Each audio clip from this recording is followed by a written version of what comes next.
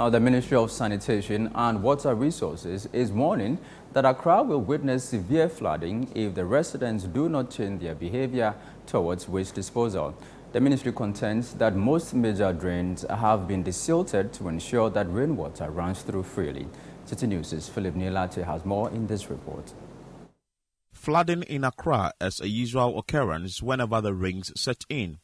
This menace has been attributed to the building of structures that block waterways, the choking of drains by silt, and the haphazard disposal of waste, among other factors.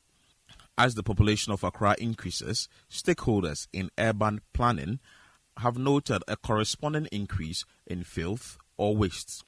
Senior Research Fellow at the Institute of Environment and Sanitation Studies, Dr. Teddy Annan, asserts that very little has been done to address the issue of waste management in the capital to mitigate flooding. So the rains are coming with all the attendant health issues. We need to, or is it too late? It's not. We need to sit down and rethink and redo our things, because this is what we've been doing every year. We wait when it's getting to the rainy season, then we desilt somehow, then we wait, and whatever happens, we desilt. Yet every rainy season comes with the flooding, and sometimes you ask yourself, it rains for 30 minutes and the whole place is flooded.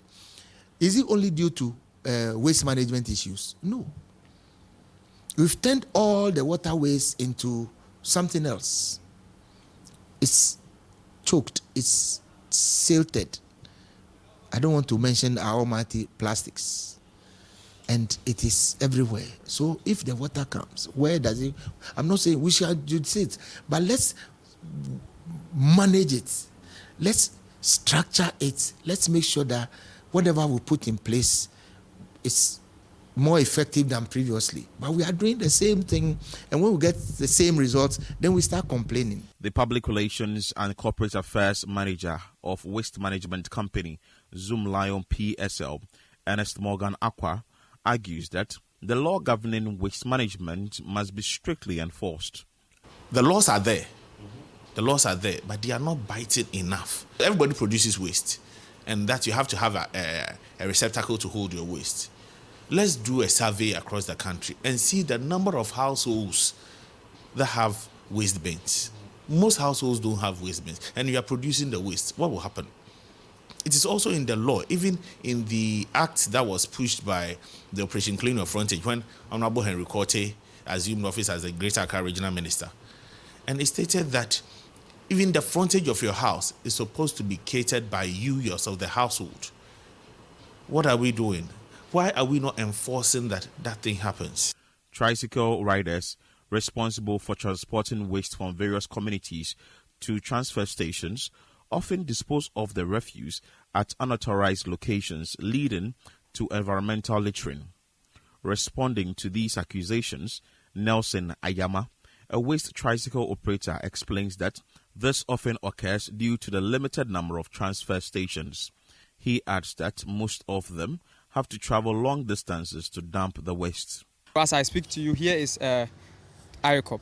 I've come from all the way from Teshi to come and dump and go back. Sometimes we come and this place is not working, and we have to move to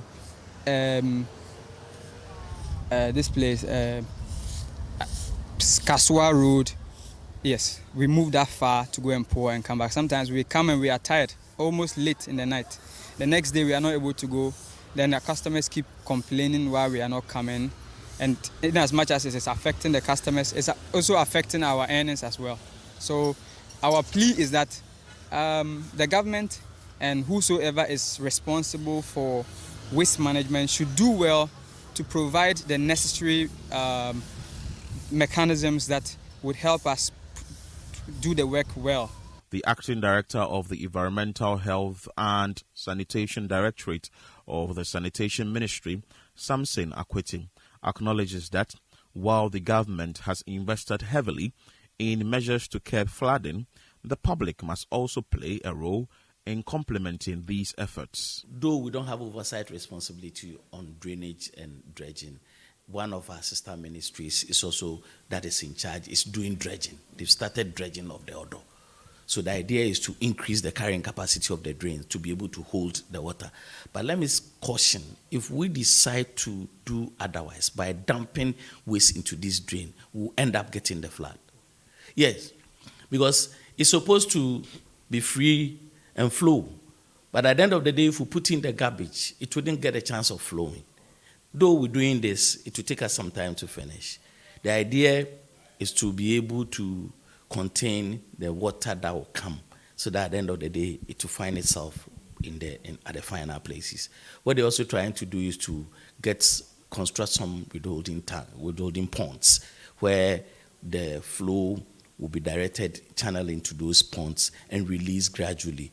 In a bid to prevent the occurrence of flooding in the capital as the rains set in, the government says enough measures have been put in place to ensure that waste is effectively collected, and also major drains have been dredged. Stakeholders within the sanitation sector are also asking the various authorities to do more. The citizenry or the public has also been urged to ensure that they desist from dumping waste in major drains. Reporting for Citi News, my name is Philip Latte.